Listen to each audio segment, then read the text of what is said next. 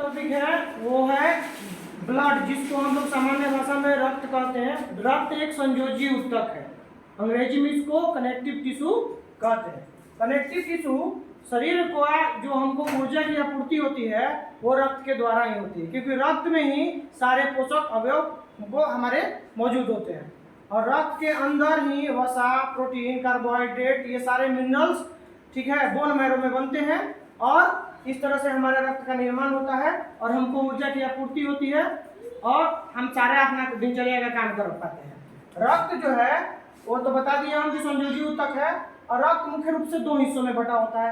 एक हिस्सा होता है सॉलिड भाग।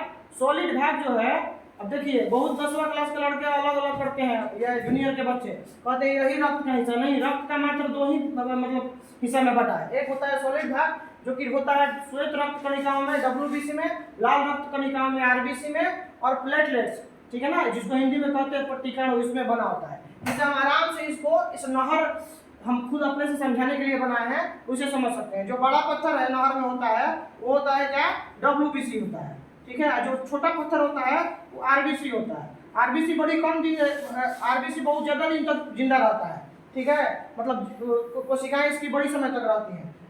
ये जो कण है वो बहुत दिनों तक हमारे रक्त में पाए जाते हैं। 80 से 120 दिन इनका समय होता है। और WBC मात्र 1 से 2 दिन तक होता है। ये रोग से लड़ने वाले श्वेत रक्त कणिकाएं होती हैं, ठीक है। और नंबर 3 जो है वो है प्लेटलेट्स। कैसे नहर क्या होता है, ये पट्टी कैसे नहर के पानी को बाहर नहीं जाने देता, वैसे ही पट्टिकाणु जो है वो खून को थक्का बनाने का काम करता है और शरीर से बाहर निकलने से रोकने का काम करता है। थ्रोम्बियन ये सब जो है इससे ये मतलब विटामिन के ये सब कारण है खून को बहने से रोकने के लिए और थक्का बनाने के लिए, ठीक है। चलिए अब इसमें जो लिक्विड हिस्सा होता है वही हमारे नसों में पाया जाता है, जिसको हम लोग कहते हैं प्लाज्मा। ध्यान देने वाली बात यह है कि हमारे शरीर में मात्र 5 से 6 लीटर ही शुद्ध रक्त पाया जाता है। बाकी जो होता है वो होता है अशुद्ध रक्त, जिसको शुद्ध करने का काम हमारा हृदय होता है। वैसे ब्लड ग्रुप जो है वो 4 हिस्सों में हम लोग बांट सकते हैं, ठीक है ना, RH फैक्टर के अनुसार, ठीक है। अब RH फैक्टर क्या होता है, तो हमारे मतलब मानव के जितने जीव हैं, मानव में जितने प्रकार हैं उनमें ब्लड ग्रुप अलग अलग होता है।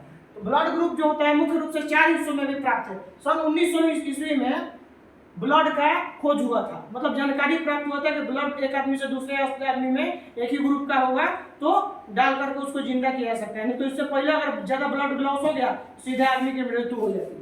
एक ब्लड होता है, ग्रुप होता है A, एक होता है B, एक होता है AB और एक होता है O निगेटिव जो होता है वो यूनिवर्सल सबको दे सकता है और ये सभी ग्रुप का रक्त AB प्राप्त कर सकता है, ठीक है। ये डोनर होता है, ये सभी से AB वाला सब ग्रुप का खून इसको चढ़ाया जा सकता है। और ये एक होता है निगेटिव, एक होता है पॉजिटिव, ठीक है। एक होता है निगेटिव, एक पॉजिटिव। यहाँ पे ध्यान रखने वाली बात यह है RH फैक्टर अगर एक समान हो तो ऐसे दंपतियों को एक सुई होता है वो अगर नहीं लेगा तो आने वाला दूसरा बच्चा हो सकता है कि मतलब कि अपंग हो जाए या मर भी सकता है, माँ मरेगी या बच्चा। अगर मान लीजिए कि एक पॉजिटिव ब्लड ग्रुप का अगर औरत है और उसके गर्भ में आ गया निगेटिव वाला बच्चा, तो उससे उसका ब्लड ग्रुप अलग है, उसका ब्लड ग्रुप अलग है, तो इससे माँ को भी क्षति हो सकता है और बच्चों को भी। तो उस सुई का नाम है जिससे ये परेशानी दूर की जाती है, उसका नाम है NDT। क्या नाम है, NDT।